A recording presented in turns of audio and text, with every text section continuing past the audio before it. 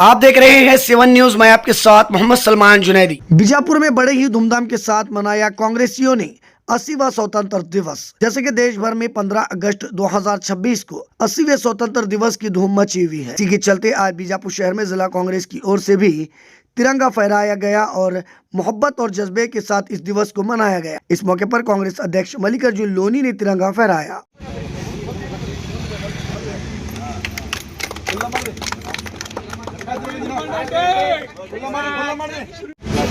जनगण अधिनायक जय हे भारत भाग्य विधाता पंजाब सिंध गुजरात मराठा द्राविड़ उत्कल गंगा विंध्य हिमाचल यमुना गंगा उच्चल जलधि तरंगा तब शुभ नामे जागे तब शुभ आशीष माने गाए तब जय गाथा जनगण मंगलदायक जय हे भारत भाग्य विधाता जय हे जय हे जय हे जय जय जय जय हे।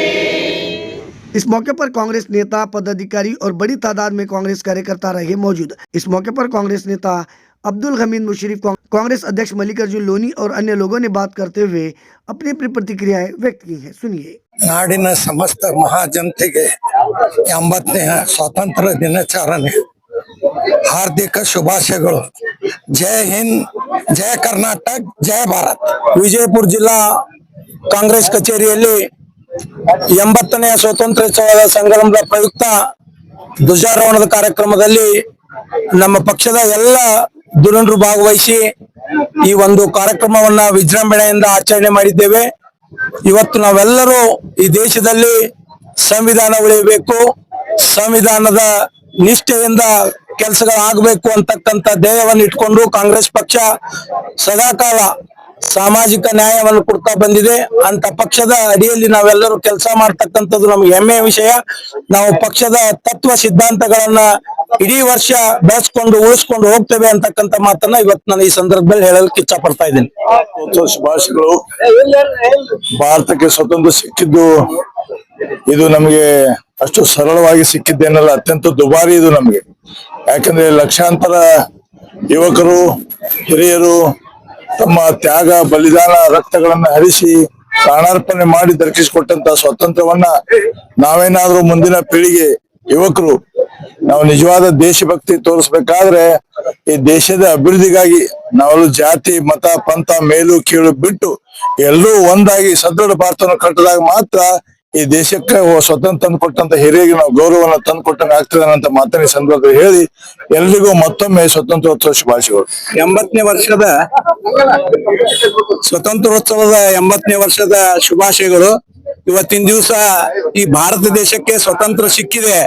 ಈಗ ರಾಷ್ಟ್ರದಲ್ಲಿ ಬಹಳಷ್ಟು ನಾಯಕರು ಇವತ್ತು ತಮ್ಮ ಮನಿ ಮಠ ಆಸ್ತಿ ಪಾಸ್ತಿ ಕಳ್ಕೊಂಡು ಇವತ್ತಿನ ತ್ಯಾಗ ಬಲಿದಾನದಿಂದ ಈ ಒಂದು ಸ್ವತಂತ್ರ ಸಿಕ್ಕದ. ಆದ್ರೆ ನಾವು ಮೇಲಿಂದ ವಿಚಾರ ಮಾಡ್ತೇವೆ. ಆದ್ರೆ ಬಿಜಾಪುರದಲ್ಲಿ ಏನಾಗ್ಯದ ಅನ್ನೋದು ಇವತ್ತಿನ ದಿವಸ ಬಹಳ ಮಂದಿಗೆ ಇತಿಹಾಸ ಗೊತ್ತಿಲ್ಲ. ಆರ್.ಜಿ. ದುಬೆ ಅವರು ಇವತ್ತಿನ ದಿವಸ 2 ಪಟ್ಕಿ ಶಿಕ್ಷೆಯನ್ನ ಪಡೆದಂತವ್ರು. ದತ್ತು ಪಡ್ಕಿಯತ್ತನವರು ಮತ್ತು ಮುರುಗಪ್ಪಣ್ಣ ಸುಗಂಧಿ ಅವರು ಮತ್ತು ನಮ್ಮ ಅಂಬ್ಲಿ ಚನ್ನಬಸಪ್ಪಣ್ಣ ಅವರು ಹಾಗೂ ಶರಣಯ್ಯ ವಸ್ತ್ರದವರು ಈಗ ಹಲವಾರು ಇವತ್ತಿನ ದಿವಸ ವಿಜಾಪುರದ ಇವತ್ತಿನ ಏನ ನಾಯಕರದಾರ ಅವ್ರು ಇವತ್ತಿನ ದಿವಸ ಇದ್ರಲ್ಲಿ ಭಾಗವಹಿಸಿ ಈ ಸ್ವತಂತ್ರಕ್ಕಾಗಿ ಇವತ್ತಿನ ದಿವಸ ದುಡ್ದಾರ. ಅಂತವ್ರ ಒಂದು ಸ್ಮರಣೆಯನ್ನ ಇವತ್ತು ಮಾಡ್ಕೋಬೇಕು. ಯಾಕಪ್ಪ ಅಂತಂದ್ರ ಈ ಆರ್.ಜಿ. ದುಬೆ ಅವ್ರ ಮನೆಗೆ ನೆಹರು ಅವ್ರು ಬಂದಿದ್ರು. ಪಂಡಿತ್ ಜವಾಹರ್ಲಾಲ್ ನೆಹರು ಅವ್ರು ಬಂದಾಗ ಅವ್ರ ಮನಿಯೊಳಗ ಅವ್ರ ತಾಯಿಯವ್ರಿಗೆ ಆರಾಮ ಇರ್ಲಿಲ್ಲ. ಅವ್ರ ಹಾಸಿಗೆ ಮೇಲೆ ಮಲ್ಕೊಂಡಿದ್ರು. ಪಂಡಿತ್ ಜವಾಹರ್ಲಾಲ್ ನೆಹರು ಅವರು ಎರಡು ತಮ್ಮ ಹಣಿಯನ್ನ ಹಚ್ಚಿ ಅವ್ರ 2 ಕಾಲಕ್ಕೆ ನಮಸ್ಕಾರ ಮಾಡಿ ಈ ದೇಶಕ್ಕೆ ಒಂದು ಮಹಾನ್ ಒಬ್ಬ ಮುತ್ತನ್ನು ಕೊಟ್ಟಿವ ಆ ತಾಯಿ ಅಂತ ಹೇಳಿ ಸ್ಮರಿಸಿದ್ರು. ಅಂತ ಒಂದು ಇತಿಹಾಸವನ್ನ ಇವತ್ತಿನ ದಿವಸ ಮರ್ತು ಹೋಗ್ಯವು. ಅದಕ್ಕೆ ಸಾಹಿತಿಗಳು ಯಾರೇ ಇದ್ರು ಸಹ ಬಿಜಾಪುರದಲ್ಲಿ ಏನದ ಅದನ್ನ ಹುಡುಕಿ ಇವತ್ತಿನ ದಿವಸ ನಮ್ಮ ಪೀಳಿಗೆಗೆ ತಿಳಿಸ್ಬೇಕಂತ ಕೇಳ್ಕೊಂಡು ನಾನು ಮಾತು ಮುಗಿಸ್ತೀನಿ. ಜೈ ಹಿಂದ್, ಜೈ ಕರ್ನಾಟಕ.